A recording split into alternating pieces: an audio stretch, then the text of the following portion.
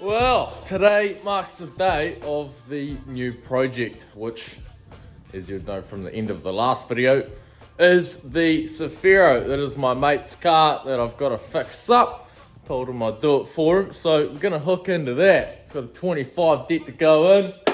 You have to drop it in and then run it in, get it all sorted out. So I've got to put the motor in, and then I think we've got to redo the plumbing, so I have to do some fabrication on it. I can't weld, but he's a fabricator, so that works out pretty good. A few random things I've got to do. Just got to fix up the head unit wiring because it's all twisted and taped. I've got to chuck the fuel tank back in. I pulled it out because if you've ever owned a Skyline, Laurel, Cefiro, anything that's over 30 years old, you've probably found rust in your tank before. So that was all clear. The pump looks good. I'll test it 12 volts, make sure she still spins. Chuck the tank in, that's ready to go. Fuel lines are all there. Got their nice brand new exceeded clutch for it. Got a nice brand new Phoenix over there for it. Custom made shroud and a set of fans. Already has a full exhaust made up for it, so that is pretty good. It'll just bolt straight up to the stock downpipe, or sorry, the downpipe that's there, which is for this Turbo Kia Turbo, which is that one there.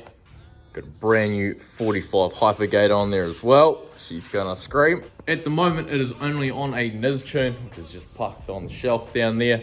So I don't have a NIS tune consult cable, or I think it's a PC data logger, I believe. So I can't really dick with it myself. We wanted to put a Synco on it and change a few things, but I don't have any of the cabling or software or the licensing. So it had to go back to what the tune was on from about 8 years ago, which can't be abused on because of how poor the tune is. It destroyed all 6 pistons. All of them had ringlands smashed off. So that is the same tuner in Blenheim here who did that. Once again, not going to name names, but most of you would probably know exactly who that absolute tool is. But for now, in the meantime, returning it back to how the tune was, there is no issue with running it in and leaving it how it is. I just wouldn't go doing skids on it or doing any hearty pulls with it. So it's currently parked outside in front of the doors. That is what's been in the background the entire time, the sad looking shell. I'm going to jack it up, give it a power wash, clean it all out, and then it'll dry off in the wind today. And then we've got to push it in. So get some help to come around here because I've only ever got one working foot. And it's got a lock diff. I definitely am not getting this in on my own. So drag that power washer outside and work some magic on it. It has been power washed before, but that was a while ago. So fresh wash, let it dry, roll it in, and assess what we're working with.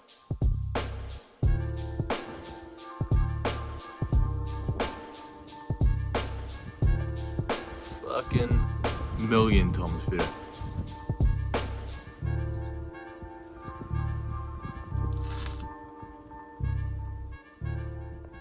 Chuck the wheels back on and then drop it down, and then take the rear wheels off and clean the rear subframe and the guards because they're pretty filthy. Not much to see under here. Let's clean it up.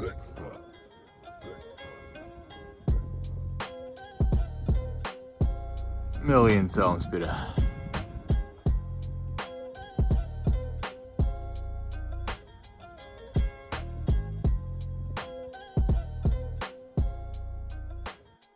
Well, that's the full car washed now. Had every single wheel off, washed every inner guard, front subframe, rear subframe, engine bay, roof, back, front, everything. So it should be nice to bring in. Gave the tank a wash as well, so I'll drag that in. And I want to throw that tank back together, so that's all ready. And then let's go from there. First plan of action is checking if the pump still works. Hopefully it does. No, it doesn't work. Oh, the wrong wire. Now it should work. Idiot. Right, cool. It's good that the pump still works and it's all ready to go, apart from the fact that I don't have any M5 bolts. I have no idea where they are, so I can't actually bolt the tank back together. This may not work. I'm not sure how it's going to go, but I'm going to try to get this car myself. They're going to come around at about 5 PM and it's only like, I think 11 right now, so let's see if I can get this thing in with a jack. Maybe. That was a workout and a half. Had my good core pump for a second there, but it's in. Now have a facelift Cefi sitting in the shop, awaiting a rebuild. Not quite sure what the first plan of action is. Probably pull those mounts off and just make sure they're all good. Sort some of this mess out, and then I'll put the release bearing on. I could probably put the motor in today if I really wanted to, but there's probably not much point, to be honest. I was thinking about actually putting this engine in today. It's definitely doable, but the only problem is I don't have any pressure plate bolts, and obviously I can't put the engine in and then just throw the pressure plate bolts in later on. So gonna have to get a set of them from Black's, set of 12.9 grade, I think. I'll just use cap screws and washers. So yeah, that's gonna have to wait till tomorrow after a hardware store trip. What I will do is fire up the compressor and blow all these lines out because they'll have water in them. Some of them have to be replaced. This one is as hard as a rock. This one's buggered. So rip them off and then blow the lines back, get the water and the dirt out because there's no tank either, so it'll just hit the ground, which is all good. Could probably start to try sort the battery out as well. So clean all the grounds up. I don't know how you open this thing. Forgot Cefiros are fancy. There we go. Not a lot going on in here. We've got a absolutely trashed pink XC, rest in peace. Turns out we have got some clutch bolts, grade 8.8s. They are not going in. I don't know who put them in the first time, but they are not going back in. And this is going to be sorted out. Just note to self, guys, you cannot put a ground strap to something that thin. It's literally on an M6 bolt. So we're going to put that down on the thick chassis rail somewhere, get that a good ground. That power wire is probably all good. We'll just route that nicely. Got a sub and fuse in there as well. Clean that up, that's a bit rough. Whipped off that ground cable and I've thrown it through the hole in the floor there. It's just poking through, you can barely see it. And I'll attach that to the chassis rail somewhere nice and thick. And that should sort out some future issues, because you'd be surprised what a bad ground it does on a vehicle. I didn't even think there'd be any petrol in here, but obviously over the last 8 years it's sat in there, and I just put 120 psi down it and blasted petrol everywhere.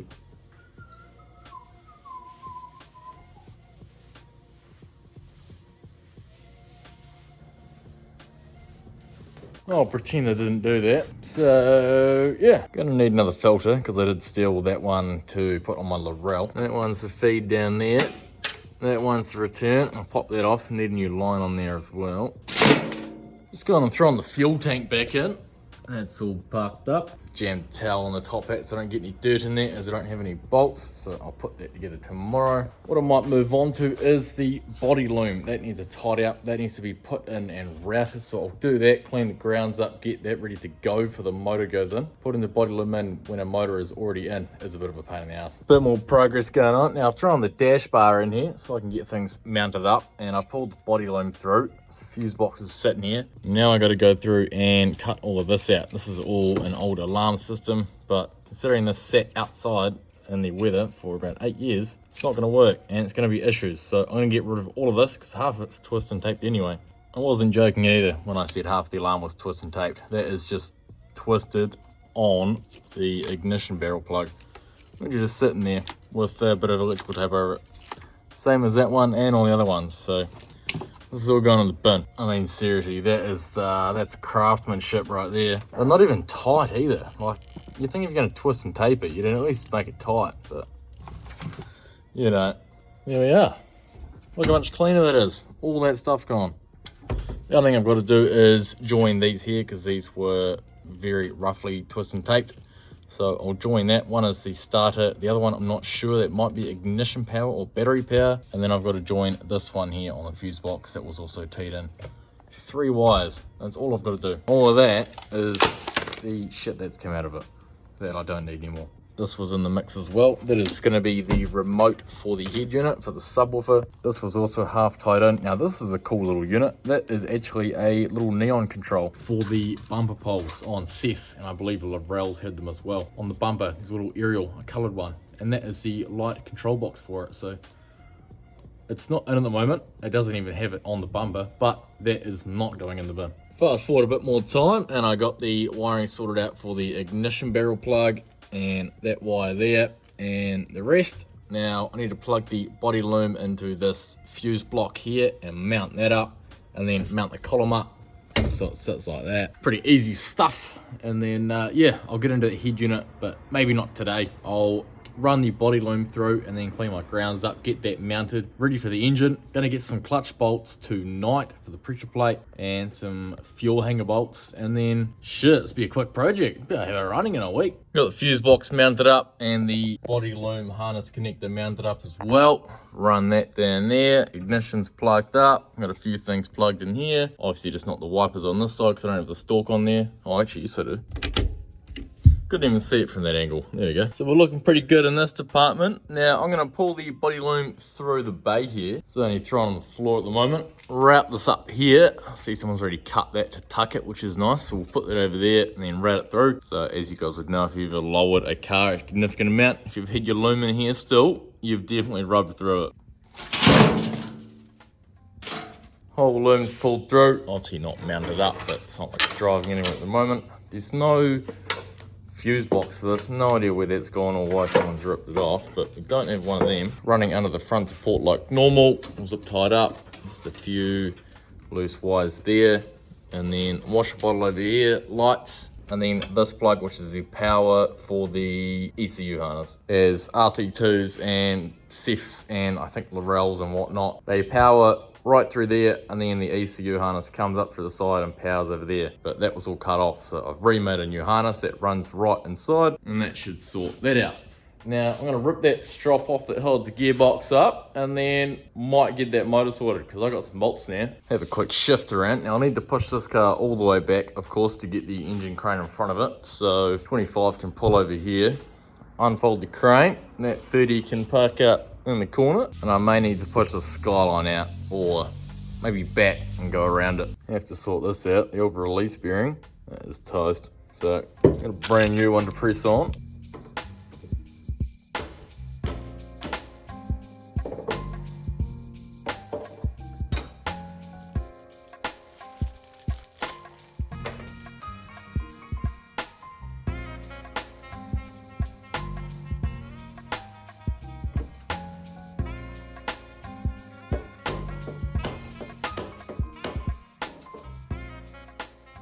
Always clean up that pivot ball as well.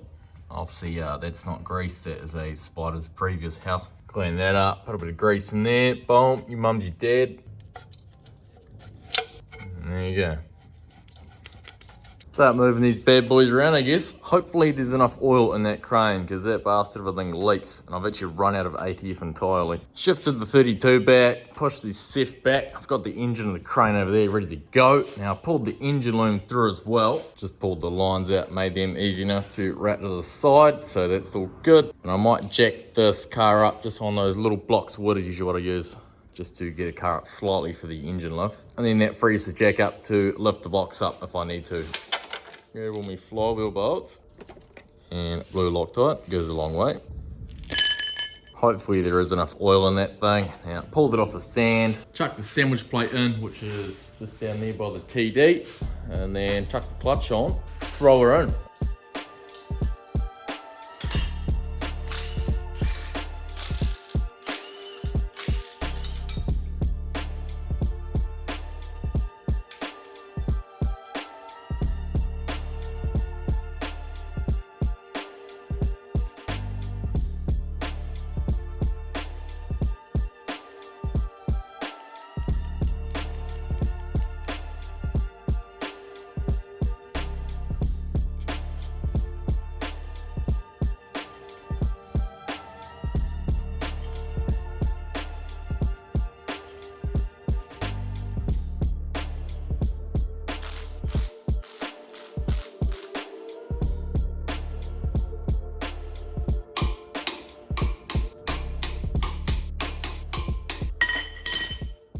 Tom, if you see this from Huge Race Built, please send me a crank lockup kit. That would be incredible. Cheers.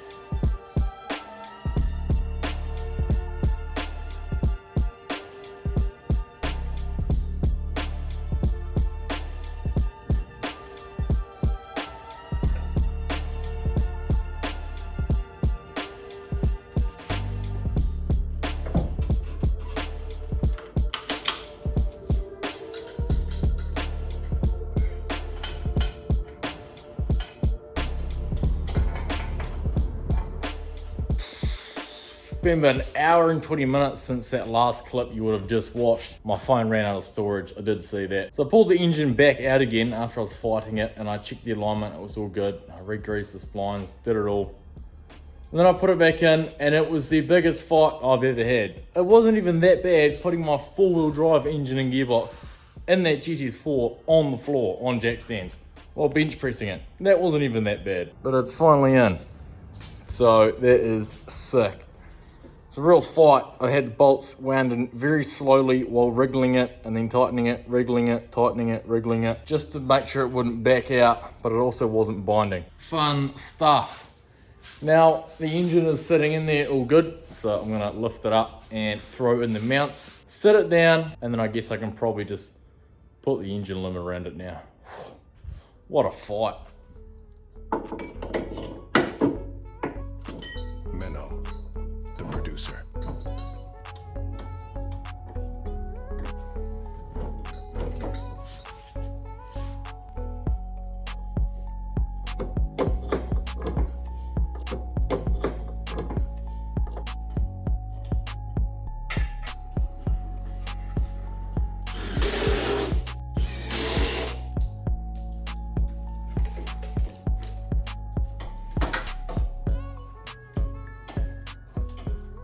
Now usually the coolant sensors are right here for the dash and the ECU, but they've been relocated to under the manifold on the rail. So that's the ECU one, and that is the dash one. I'll cut that back and pull it where it needs to be. It's as simple as that.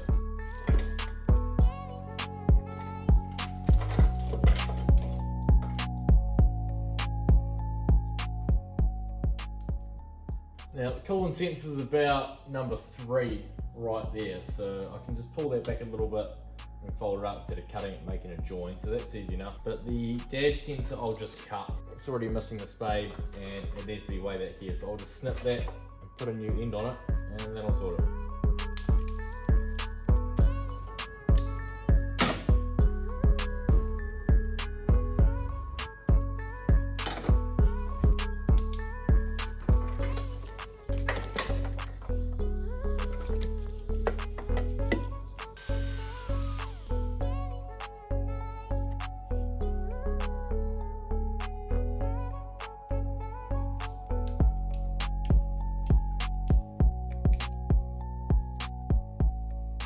I was a bit confused for a second there. I had the MAF plug wired over here, and I believe it had a 35 GTR one. So I've just pulled it through because I must have mistaken it for something else. So that one goes over there. I've also chucked the spacer back on the turbo to bring this out, and then the turbo outlet here, so this can come around and down. That will be the throttle position sensor, so that needs to go over here.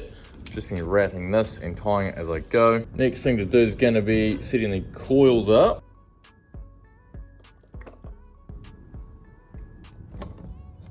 Pop some bolts in them there, boys, mount them down. I've got the coil loom here somewhere.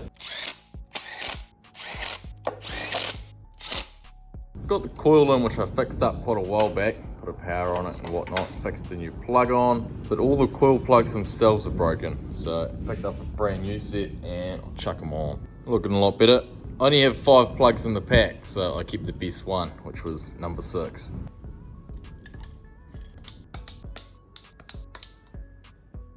Pretty gangster coil cover too. Come off that 30 that I built. Just tidied the loom up, zip tied a few more things, cleaned it up, routed a few bits where they need to go.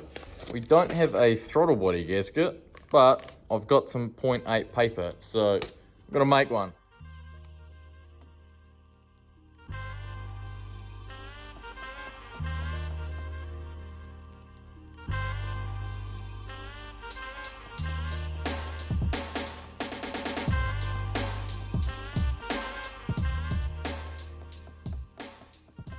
There you go, base pills.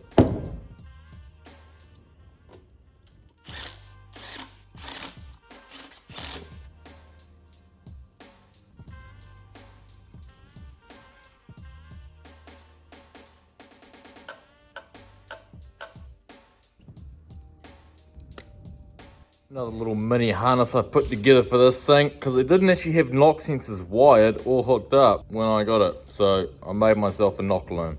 Got that plugged up, sweet as. Not sure how that's really gonna work, because obviously since it wasn't wired in the first time, or they didn't even have knock sensors on it, let alone the wiring harness. So I'm not sure if that's gonna really annoy the ECU with the factory knock floor that it's got. I'm not sure, it might work, might not. You can only see, I suppose. If it doesn't work, then I'll just unplug it. But anyway, that's how I'm gonna wrap this one up. Fair bit done on this one. Obviously motor was in. It started with a pretty bare shell and we're getting there pretty quick. I'm gonna have to wait on some bits and then carry on with it, I guess. So yeah, guess you guys will see that in the next one.